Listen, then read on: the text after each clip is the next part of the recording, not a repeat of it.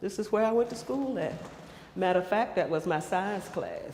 Fond memories of teachers and classmates, but Shirley Brown also recalls a darker time in 1959 on what should have been the first day of school. I and my sister Patricia, we walked up to the school, and when we got there, it was these big, ugly, bulky chains on the door. And on every other school building in town.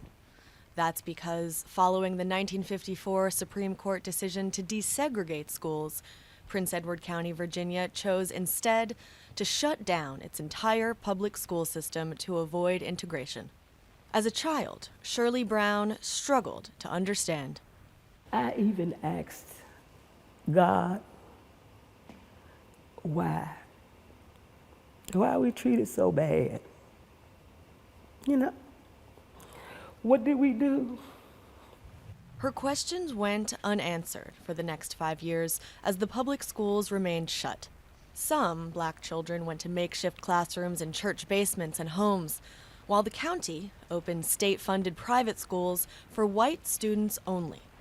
But then, the U.S. Attorney General took notice. The white children are all going to school. The Negro children are not going to school. The public schools have been closed.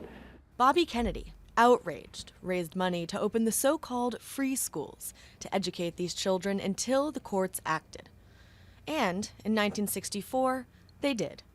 The Supreme Court forced the schools to reopen, for the first time establishing the right to public education. What happened in Prince Edward County?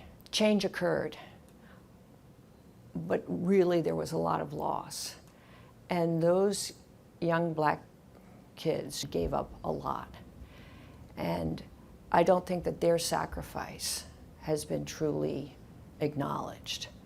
Officer Brown, Officer Mercer. These days, he patrols the halls of Prince Edward High, but because of the school shutdown, Warren Brown's education didn't begin until age 10. And without that foundation, Brown says, he'd never fully learned how to read or write, and even turned down college sports scholarships because of it. You hear a lot of people when you bring up the school close and they would say they need to just let it go. Just let it go. Just forget about it. It's something that you just can't forget about. You learn to deal with it, but you can't just let it go.